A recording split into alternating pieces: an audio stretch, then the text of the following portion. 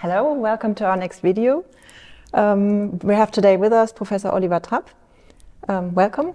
Yeah, thank you very much. Yeah, it's really a great pleasure to be here. And congratulations for winning the Horst Pracejus Prize. Can you say a few words what that means for you? Oh yeah, so thank you very much. I think it is really a great honor, and I also have to say maybe also a great recognition by all the colleagues. And now what it means for me is essentially that we are maybe on the right way in our research and that we continue. And I think it is more important for me to encourage what is maybe the next step, what will we do in the future. So can you first say a few things about your research? So I'm highly interested, of course, in general in chirality, but also all aspects. And in particular, I'm interested to find, for example, mechanisms which are leading to a kind of a self-amplification of chirality. What this means is that we are not doing just a normal asymmetric catalysis, but we are starting, for example, from really racemic matter, from racemic molecules. And we try to achieve interactions, for example, with product molecules by catalysis, so supramolecular interactions, so that we can switch, for example, these catalysts, and then they produce the target, which is formed, and they amplify this. And I think this is very interesting, and there might be many aspects also for the future that we can employ it, for example, taking advantage of a structure of a certain molecule, and then that we achieve maybe a reproduction of these molecules. So this is a kind of a true chemical evolution on a molecular level. So can you say a bit more about these future promising? Yeah, so essentially with our research, we understand now pretty well how self-amplification works, but not only this, also autocatalysis. And we want to define maybe autocatalysis not only in the very narrow way that only the product, for example, catalyzes the process itself, but we can, for example, envision that a product molecule is formed, which can again interact with another molecule, create the active species, and is catalyzing a process. So this is very important what we understand. And now what we want to do is we want to transfer this also to other reactions. Because so far I would say autocatalysis or asymmetric autocatalysis is maybe a kind of a serendipity. So a few reactions were found, but they are so far not really applicable. There is, of course, the SOI reaction where you perform, for example, alkylations, but it would be very nice to have, for example, other reactions like hydrogenations, like maybe the formation of alcohols, ketones, aldehydes, whatever, available, which are autocatalytic. And this would be really fantastic. So we would trigger a reaction and then it would produce the product. The product would interact again with another molecule and create the catalytically active species. So this is what we figured out. And this is something we want to investigate also in the future in detail. Yeah, you also funded Trapp Chem Tech. Yes. Can you say about a few things about that? Yeah, so this is also, let me say, a quite exciting spin-off company which I founded. So my wife, by the way, she's the CEO of the company. And we are developing analytical tools, but also software tools. Some of them are already used in industry. For example, to monitor processes in detail. Because for example, it is very interesting. You can imagine you want to control a really large process, and very often only maybe the temperature change is monitored, maybe the flow in, the flow out. But I think it is very interesting to monitor, let me say, every second, what is the composition of the material in a reactor. And this is something we are targeting. So we are developing instruments for doing multiplexing chromatography. So this is a technique where we are getting overlapping signals by rapid injections, for example, in HPLC or GC. And this gives us a very high information density. And we can really monitor in real time processes, even of complex composition. Mm-hmm. So did this evolve out of your research, and how did you start funding this company? Yes, so this was also very interesting. So essentially, this started already when I had my young investigator group at the Max-Planck-Institut für Kohlenforschung in Mülheim. So there I developed this multiplexing technique. And the opportunity came again also with another award. I received the Innovation Award of the North Rhine-Westphalian Ministry. And so this was very nice. These were 50,000 euros. And the purpose was to, let me say, start a spin-off company. And this was really the opportunity. So I said, okay, it's great. My wife, she's also a chemist. And I said, oh, maybe this is really now the opportunity to start a company and invest this money. And I think this was a good investment. Mm-hmm. And how easy was it for you to start a company? I mean, we as chemists normally probably don't know so much how to fund to start a company. Mm-hmm. Yeah, I also would say this is maybe a process with a really steep learning curve somehow, because it is not only you have a good product, you have also to market this product, you have to make contact, you have to network essentially with chemists, and you have to advertise it. And I think with a totally new technique, the difficulty is you have to convince people that this is really working.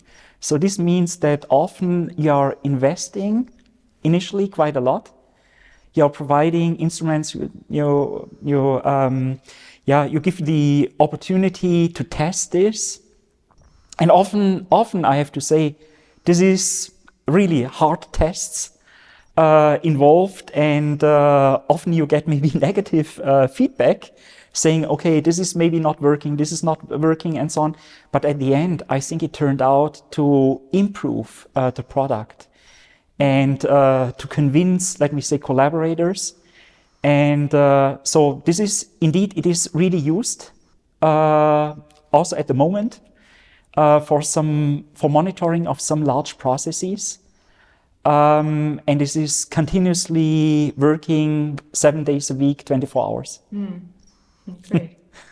And how has this experience, has that an effect on your research? I think yes, in some sense, of course. I think it is often quite good to cooperate with industry. First of all, we are learning maybe real world problems, about real world problems. And this is very important. So this is always what I'm asking. So I'm asking the question, what is maybe the most burning topic? And where do you see maybe challenges and problems? This is very important to learn about it. And on the other hand, I think how it influences also my research, we are getting maybe faster. I think it is very important to show that we can deliver also in time, for example. This is very different because very often, of course, at universities, we have all time. We can look into a topic, essentially nobody, maybe some funding agencies, they might put some pressure on you, of course, because you need maybe the next funding round. But on the other hand, you can spend a lot of time. And I think this reflection to collaborate also with industry shows you, okay, we have to develop a system which has to work and also in a certain time. And maybe even even if it is not absolutely perfect, we can improve it. But yeah. Does that have an effect on creativity? Often you think that creativity needs kind of time or, yeah. Yeah, so this is really true. I think creativity needs time. So you cannot, let me say, being creative if you are working, let me say, around the clock or for 12 hours and so on. I think this is always what I also want to create, for example, for my research group, a creative environment where we have room for discussions, and very often during these discussions, new ideas are coming up, and I think this is very important. So essentially for creativity, of course, pressure of time, this is not good at all. When I want to be very creative, I go to nature. For me, for example, it is really perfect to take the bike to university and thinking about what I'm going to do today, and also maybe developing new ideas. So very often I come in the morning to the lab, go straight to the lab, go to the PhD student, and it can happen that I say, okay, whatever you are doing now, let's try this. Maybe this is something new, and we should do this. And how do they take that up? Are they a bit afraid when they meet you in the morning? Yeah. You can imagine. This is sometimes they are afraid. Of course, they think, okay, maybe this is again a crazy idea. The boss is stepping in and telling you, okay, doing this. But very often, no, they often do it because often these are maybe the good ideas, and they are taking this up and try to realize it. And I would say there is a high chance that it also works. And how do you promote young talent in your group? Oh, I think this is very important to promote them.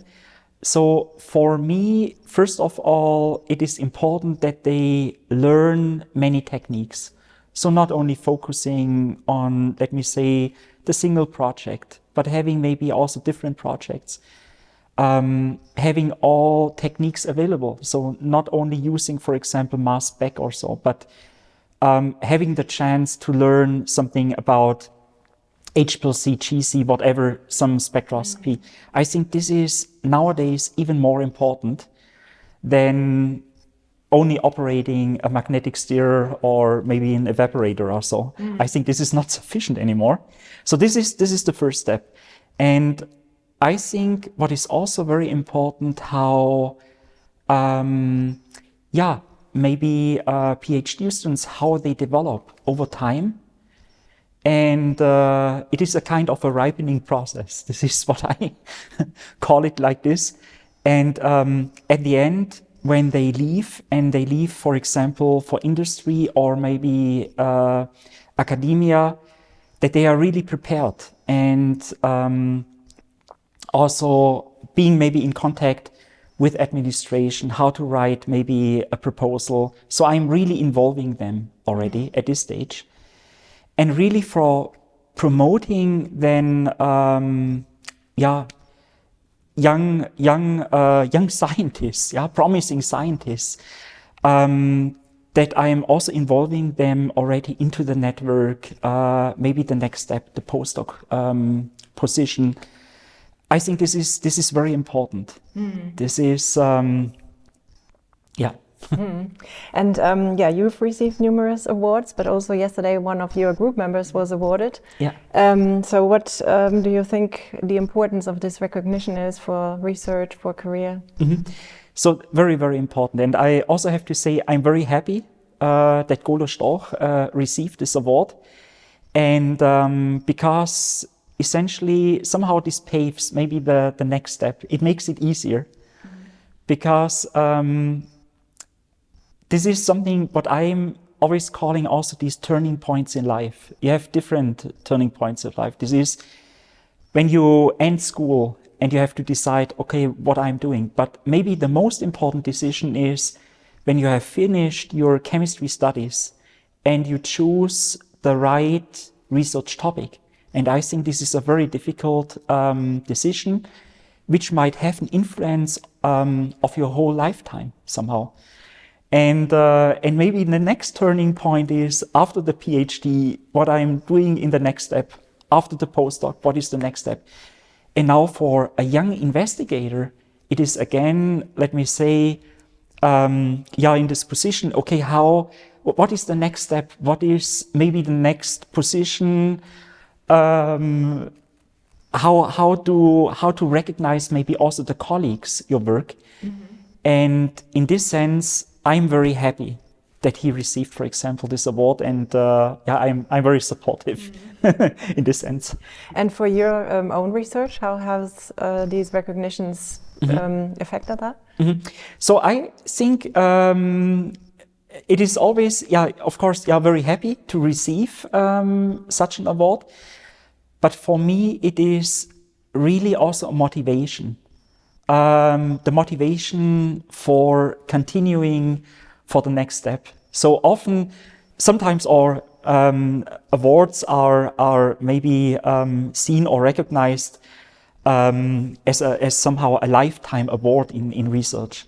And this gives maybe the feeling it is an end, but it shouldn't be an end, it is a start, essentially, beginning for maybe a new phase in research.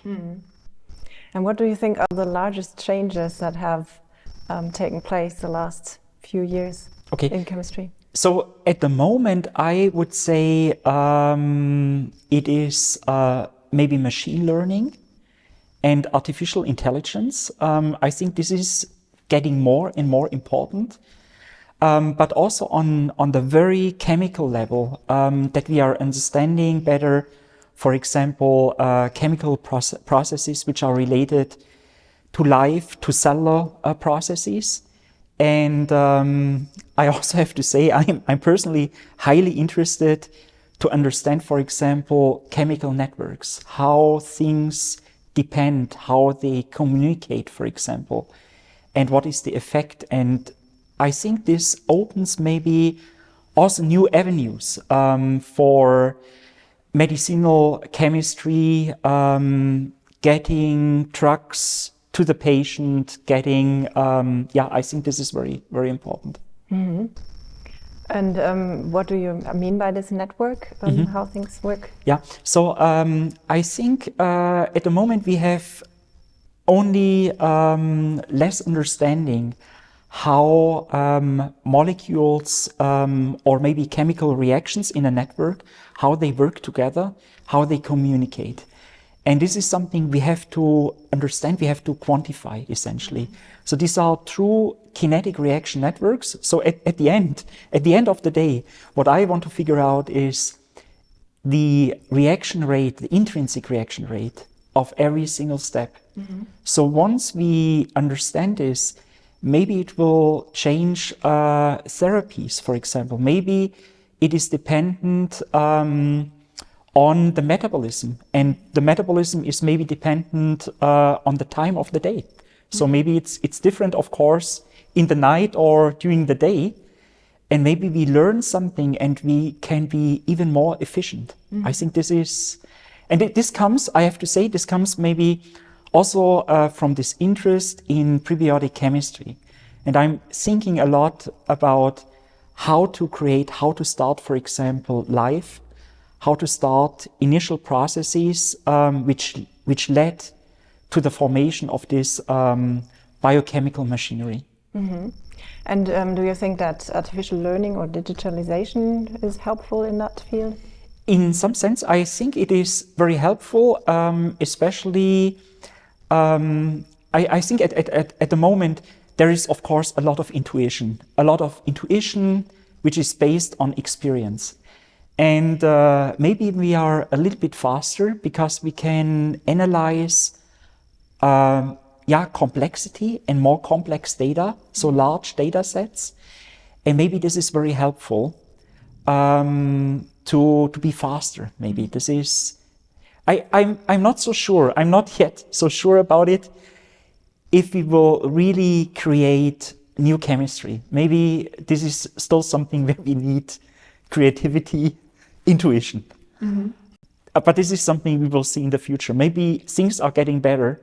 At the moment, I see it more as a tool to analyze a certain complexity where we may not see the connections at the moment.